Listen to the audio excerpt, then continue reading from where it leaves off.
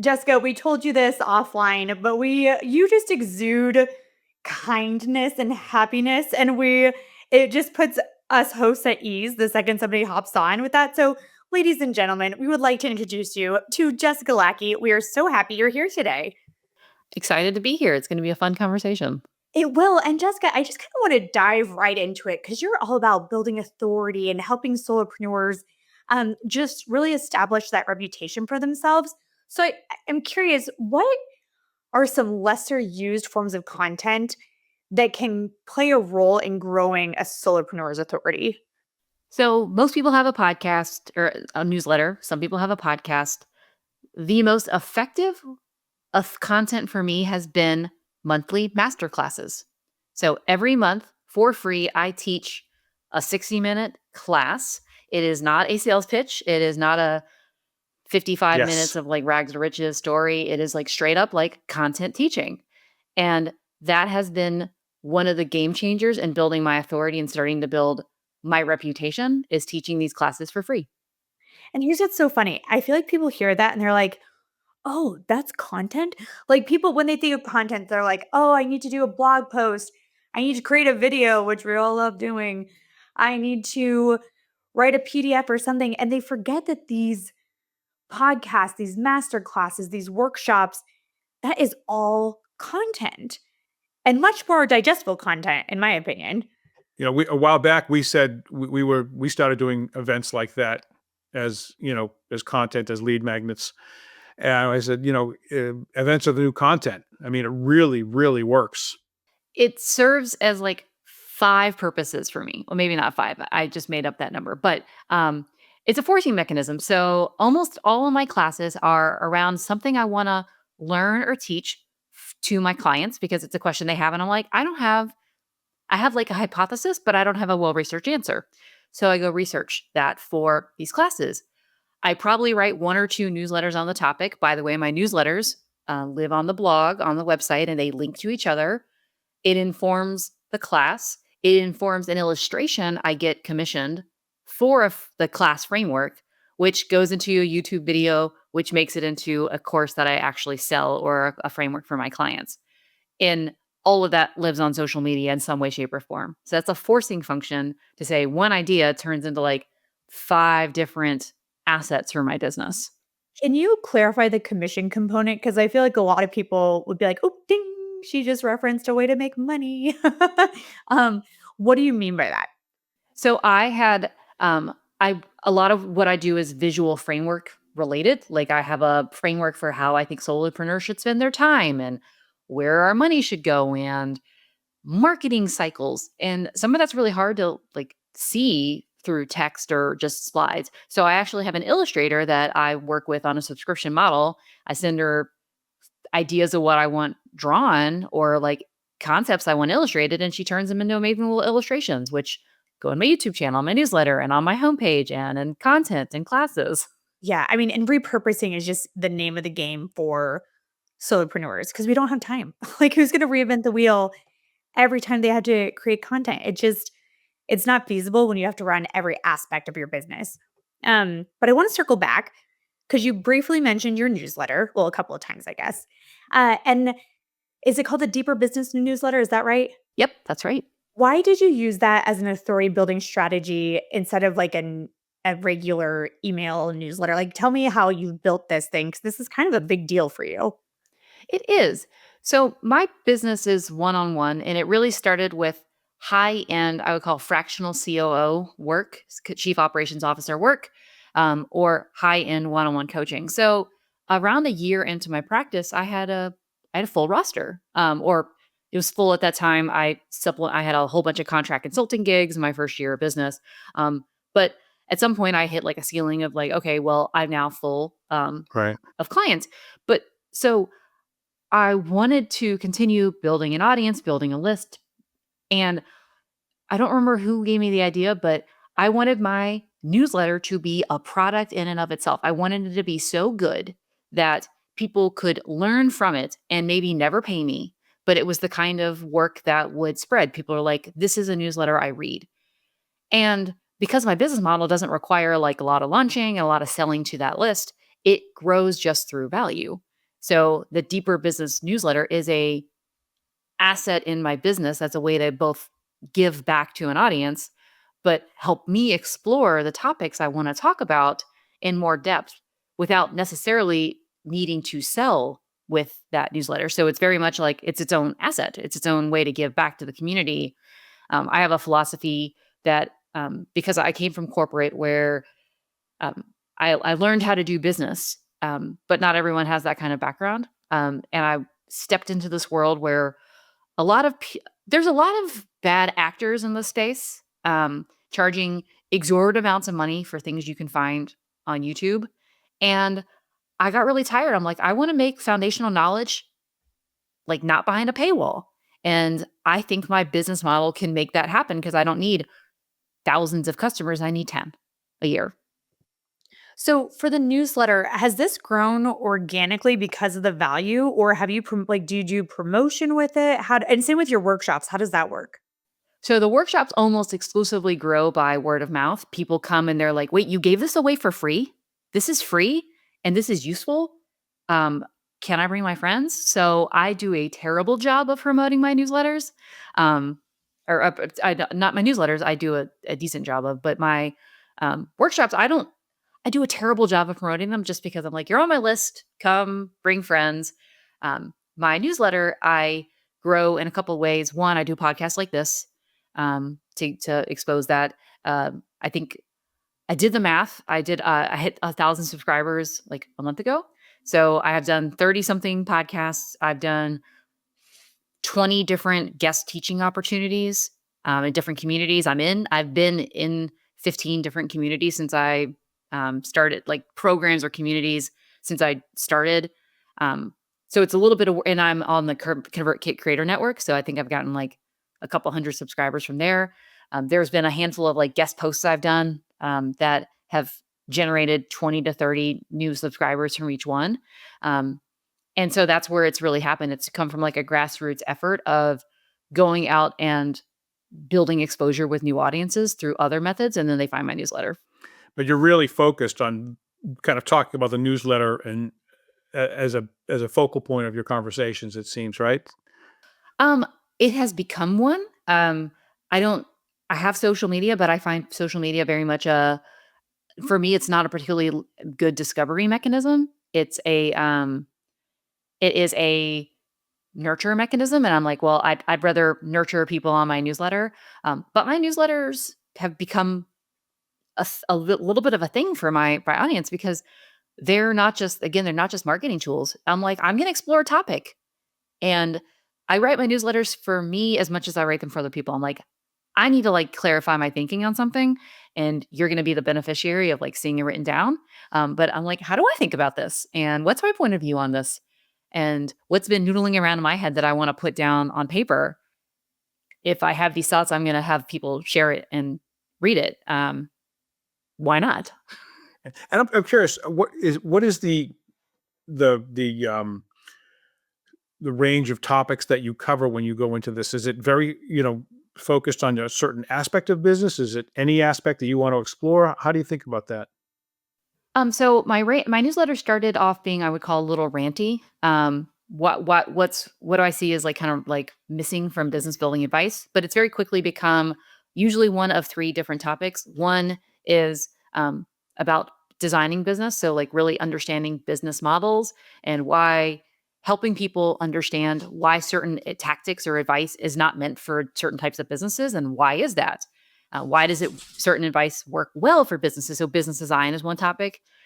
The second topic I talk about is building business systems. So a lot of people talk about like one particular marketing tactic, and I'm like, this is all a system of systems, and I help people think about how we build assets and things that compound in the business. And then I talk about running the business, and again, how your business model impacts your business systems, which impacts how you manage tasks, projects, time, team management. So whole gamut of business. Okay, well, before we move on from the newsletter, we need you to settle a debate that every marketer has. Short and sweet newsletter, long and informative newsletter. Which one? It depends on your audience. My audience, And I think it's like expectation setting. I write a wildly long newsletter every week. It's not wildly long. It's like maybe like 1,000 words or so like that, maybe 1,000, 1,500 words. But my audience expects it. And I tell them upfront, this is what they're getting. If I were to send that newsletter out 5 days a week, like a daily newsletter, I would have lots of unsubscribes. So I think it's, again, like, what's your promise?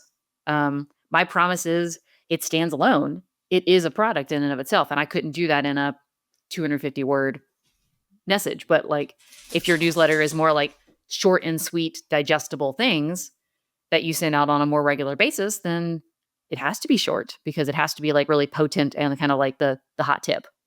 Mhm. So you were saying that you write your newsletters for yourself just as much as your audience. And I think this applies to the workshops and everything as well. But what role does storytelling have in all of this and your success? It has a lot to do with it, because I'm always looking at how do we apply this to individuals, right? Like, I tell this, I'm very public about how this has impacted my business, how this has impacted clients' businesses, not clients. I don't name them by name, but I really think about, again, like, there's a lot of information in the abstract. How do we make it personal? How do we make it applicable? And how do we understand the the context in which the information is coming and how it needs to be received? So storytelling is a huge part of it. And I've been working on storytelling in my business. I've been working on how to incorporate more of that um, why as much as what to, and that's all kind of, it comes through story. Curious, do you know of Jay Acunzo? Oh, he is my coach in Oh, storytelling. very cool. Yes. I've Yeah. been in I've been in his creator kitchen Yep. for a year and a half. I've hired him privately. Big fan of Jay, and Yeah. that's who I'm learning storytelling from. Yeah. He was a guest a while back on the podcast, and I love his stuff. Yeah, we have like a Jay's fan club, I feel like, between Jay Kunzo and Jay Schwedelson. I don't know if you know who that is from email marketing. I don't, but do you know Jay Klaus from the Creator Science, the lab? He's another Nope. Jay who you would be a fan of. Uh, Triple J's, we like it. We'll add him to the podcast guest list. That's Well, great. you talk about Jay, and he's been actually a real inspiration. Like, on days when I don't want to, ship, I got in with Jay really early on of the kitchen, and part of the reason I write is to think, to write, to think, to write, to think. It all hangs on a methodology. Those are all things that I've learned from Jay. But this concept of like, um, you have to ship you have to ship. That's just like part of like authority building and expertise development, is being an expert and being an explorer and publishing your thinking. That's what I want to do. What does he say? Something like, I publish my newsletter goes out because it's Tuesday, It's Friday. a It's Friday Friday. we ship. Yeah, Mhm. yeah, and it's like, it's not like, oh, I'm feeling inspired this week, and it's like, no, you do it, and we have the same philosophy here, Yeah, and especially for like our LinkedIn post every day and the newsletter, and the newsletter and the events, and and we the have online. podcast. We stick with it. But you seem to have some processes in place for how you do everything. We're talking right now. It goes out on Friday. So how do you help clients set up repeatable systems to achieve goals and profitable growth over time? Yeah, it all depends on the system we're trying to set up. And it's all about, again, like the business model. So one of my clients who's an animal communicator, that's a real thing. Yeah. Oh, you have to hire this person. Um, they're not what I would call an authority-based business, right? They are an authority-based business, but they're not probably going to write like long, in-depth analysis of like animal communication. They're going to build their authority through the doing of the work, through, lots of people, kind of word of mouth, and maybe demonstrating what they do through like classes and things like that. Their email newsletter is once a month, a reminder of like, here's what's coming up. Here's why you should book your sessions. Here's like a resource or something like that, because they don't need a authority-based newsletter. That's not how, like, if there probably not enough content to warrant. I don't know. I'd like to hear stories about what the animals are saying. That is true. But yeah, her with her full practice, it's like she just needs to continue getting a handful of new people in, and she has a lot of repeat business. So again, like we always start with like the purpose of what you're trying to build and what it needs to do for you, what role it plays in your business, and then we can architect the system around it. My newsletter, I'm always thinking 3 to 4 topics ahead. I got a couple things I'm noodling on. I have a system to capture ideas when they come up from clients. Right now, all my clients said, we know our client, we're not totally nailing who our client is. They're all doing market research on clients because I teach a cohort, and so we're on clients right now. Do you have great questions to do client research interviews? I'm like, I haven't, and there might be out there, but I'm like, I haven't really come across any that are not not for SaaS-based businesses. So let me go like explore and let me pull that together. And I can guarantee you that's going to be some kind of newsletter and a workshop and a YouTube video at some point in time. And you mentioned a few things that people often do wrong and not understanding their audience well enough. I hear time and time again, people being like, oh, well, I send out, or I'm on Facebook. And you're like, why? And they go, because you're supposed to be on Facebook. Like they just kind of think that all best practices apply to everybody. And so I'm curious with all of your clients and just everything that you do with the workshops, what are the most common pitfalls you see solopreneurs face when they're trying to scale without the right systems in place and knowing what they're doing? Almost all of them have the marketing systems and structures don't match their business model.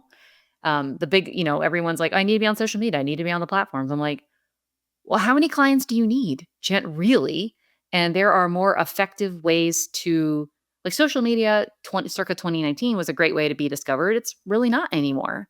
There's much more effective ways for service providers and delivery-based businesses to make stronger connections. Social media is a really bad way, in my opinion, for a solopreneur to deepen relationships. All like the people who grow on social media, it's because of their relationships. That's like the relationships came before the social media growth, not the other way around. And so that's the biggest challenge is, are we building the right systems for our business? And I think usually we're trying to replicate traffic-based high volume businesses because that's where our solopreneurs, that's where our teachers usually run. But actually for us at our stage of business, that's actually not appropriate. It's about relationship building. It's about collaborations. It's about expanding your network of people who know about you by joining programs and things like that. So that's step one.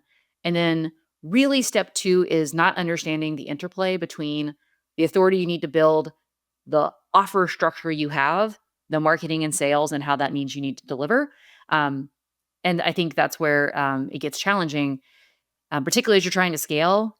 If you've built a revenue model that relies on your time and you haven't spent the time to codify what you do and how you deliver it and decide, do you want to fractionalize yourself through courses or leveraged courses, leverage content, those things, or do you want to like scale through others?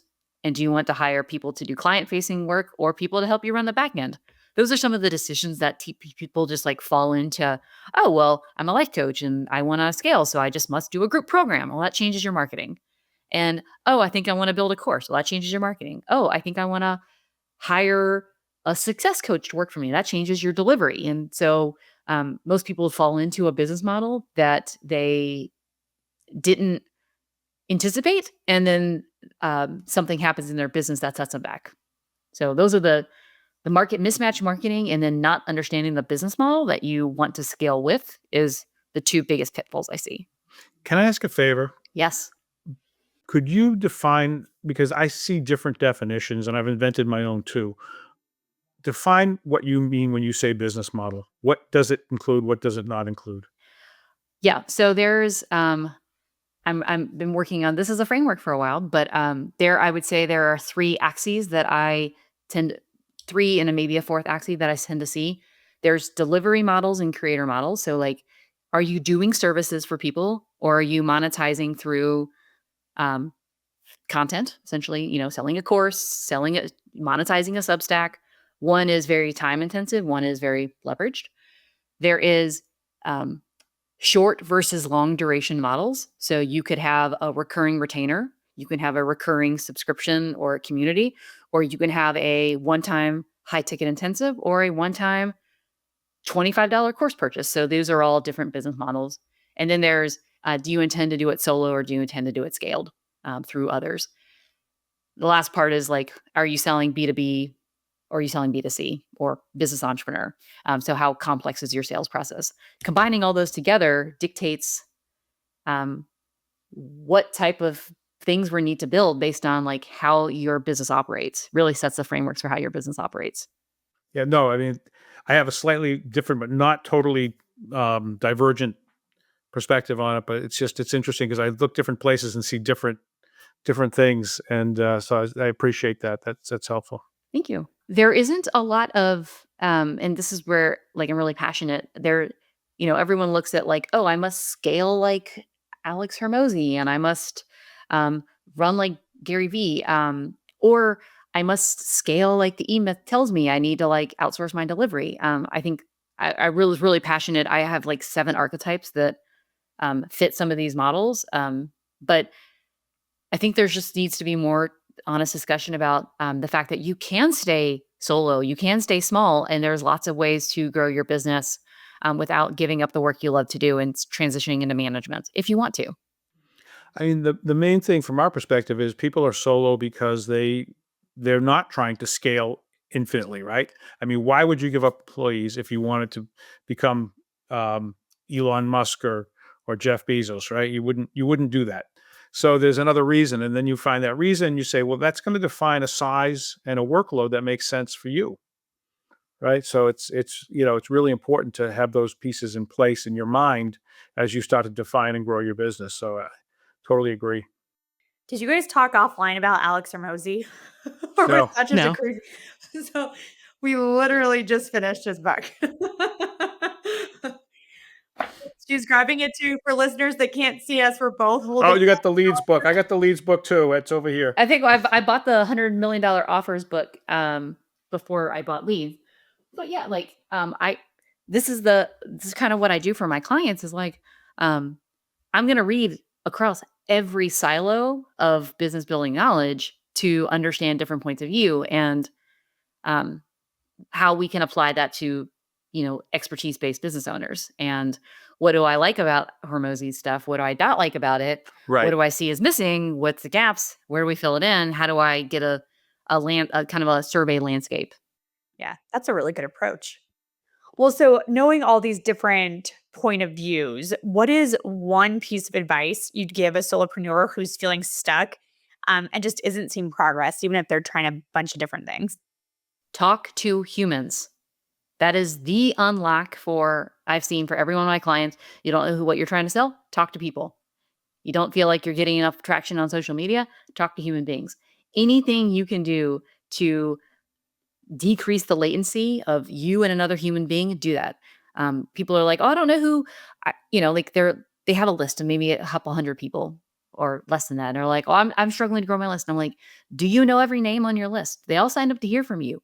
What would it look like if you, over the course of a year, had conversations with every single email address on that list? And what's kind of the insights you want to unlock and what the relationships you would build? Again, like that doesn't scale, but we don't need it to scale. We just need to be having as many conversations with human beings as possible. Well, I mean, if you look at